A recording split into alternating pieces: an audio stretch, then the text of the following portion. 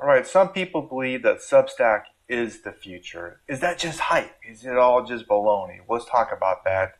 Now, Substack is such an amazing platform. However, there are some cons, and it's different than an autoresponder, which is more the traditional way to send out emails.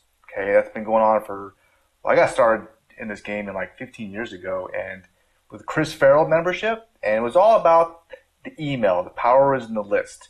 And Substack is such an amazing platform because it also uses email for free, and you can do so many things. So some people are just giving up their autoresponders for Substack, which I get. But there's a few things that you should be aware of. One, the biggest reason con of Substack is if you're seen as out of compliance, your publication can get blocked. This is a very big con, meaning you're still at Substack's mercy. What does out of compliance even mean? Well, it's up to them. If they don't like what you're sending, they can cancel you. And take it from a guy who's lost a lot of accounts. Quora, a YouTube channel, that was my mistake, and a bunch of other ones as well. What's the name of that one platform? Anyways, I've lost a lot of accounts. It sucks. It really, really sucks big time, okay? So it's not an autoresponder. Now, what makes an autoresponder so cool and so awesome is it has a welcome sequence. Someone opts in, they get one email, then they get a second email. It's tailored for that person and so on.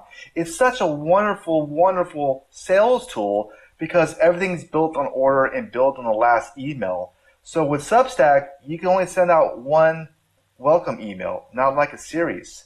It's different. It's not really a sales tool. Think of it more like a blog that gets sent to people through their email. Another negative is that you really can't segment your list and do more advanced features, such as trigger an email if someone does like a specific action. So with an autoresponder, you can track, who bought what. You can target offers accordingly to them.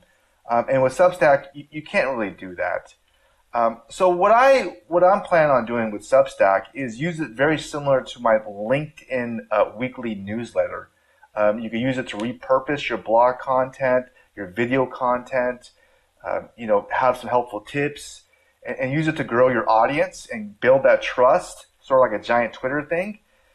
And, follow and recommend other Substacks as well, and hopefully they do the same. Because Substack is such an amazing tool for that. They call it, back in the days, they used to call it joint venture,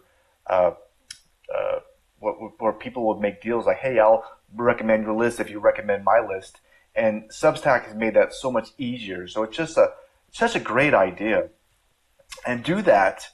But then really my home base is going to be my website, where you can still promote affiliate offers as well. And basically my landing page and my autoresponder is going to be a really main marketing tool.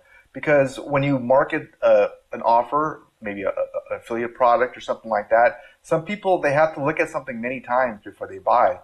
And an autoresponder is such a great tool if you know how to use it. It's so simple, but so powerful that you don't get that with Substack. So I guess what I'm trying to say is, in conclusion, they both are so great. It's kind of like one's a guy, one's a girl. Together, it's love, which need kind of both, kind of in a way. It's a weird analogy, I guess. Peanut butter and jelly, or cookies and milk.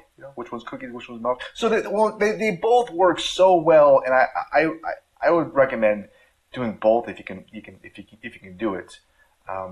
But yeah, Substack is an amazing platform. Has so many benefits, especially if it's free. And I'll give you another thing too. Autoresponders, they've gotten pretty much free as well, and are almost free. And back in the days, I just remember they used to be so expensive because of competition. Have driven those prices down.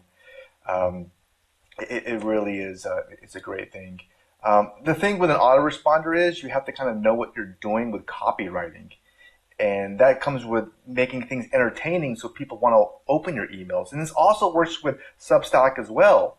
So they're really great. And if you want to know more about Substack, I actually created a video that goes over like 10 benefits of using the platform as well.